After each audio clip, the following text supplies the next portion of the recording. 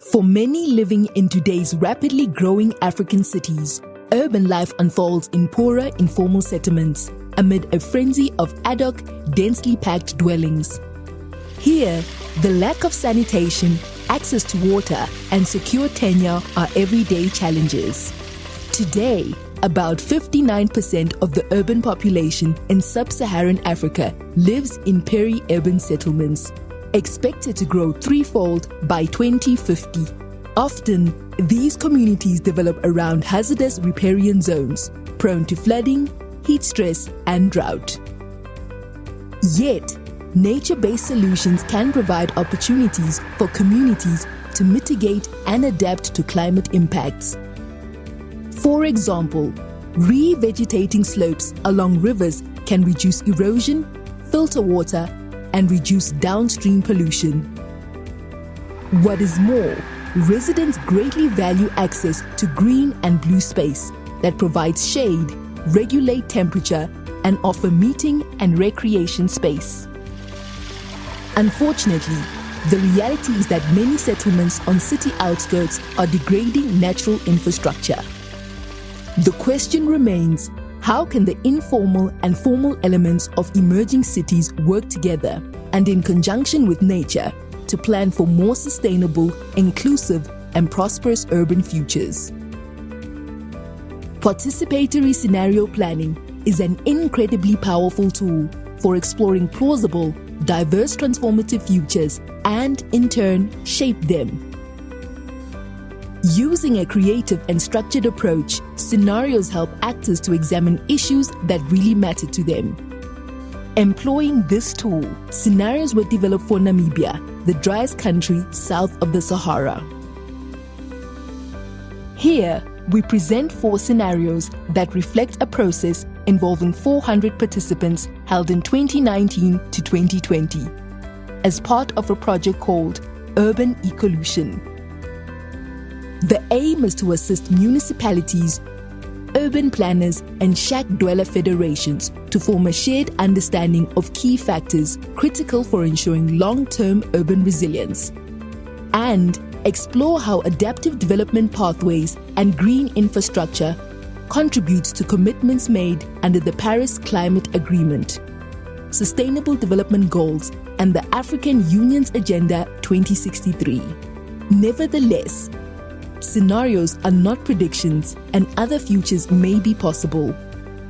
The resultant scenarios represented different trajectories based on quality of governance and the level of land tenure and planned development.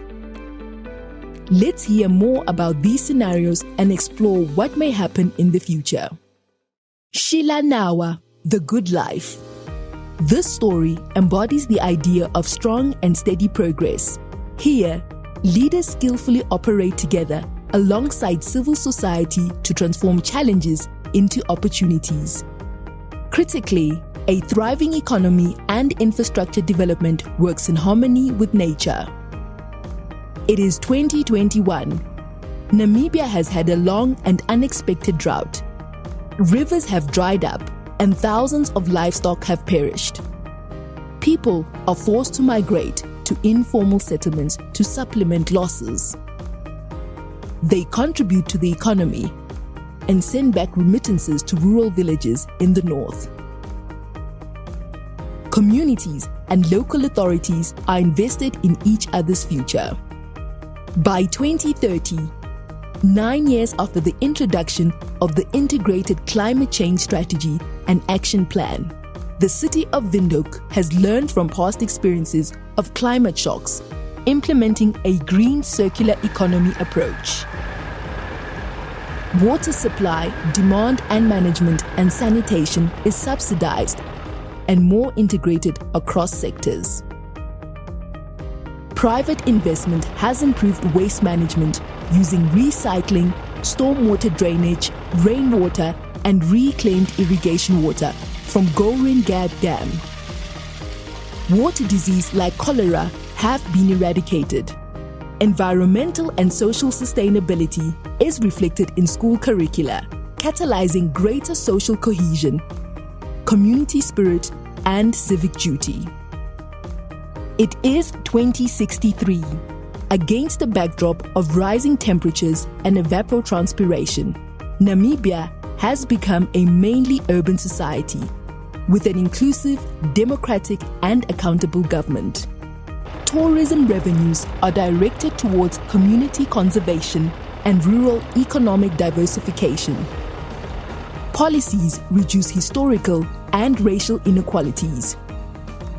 Public-private partnerships facilitate access to affordable housing. New smart city designs use desalinated water from the coast. Enforced building codes reduce risk and improve ventilation.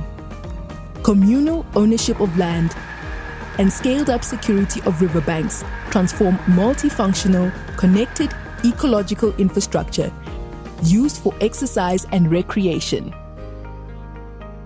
Windhoek is now recognized as an international benchmark for dryland ecosystem-based adaptation strategies. Despite bumps along the way, benefits are equitably shared by all people. Zula for survival. In this second scenario, social ecological challenges are navigated by a corrupt autocratic regime. But hope lies in better planning and reforms that allow for tenure security. Centrally, people must Zula, hustle for survival. It is 2021. Water shortages are more frequent and leaks remain unrepaired, resulting in municipal debt. Amidst COVID-19, hospitals are overburdened and many women are laden with unpaid and undervalued care work. By 2030, the 2012 Flexible Land Tenure Act has finally been enacted, allowing people greater access to land and housing. Agroecological agriculture reduces cases of malnutrition, the high cost of importing vegetables, as well as pervasive food deserts. However, poor housing construction and unaffordable formal housing means many still live in unsafe homes. Land grabbing remains common practice, in part because of a lack of viable alternatives, and it enables political elite to gain electoral support.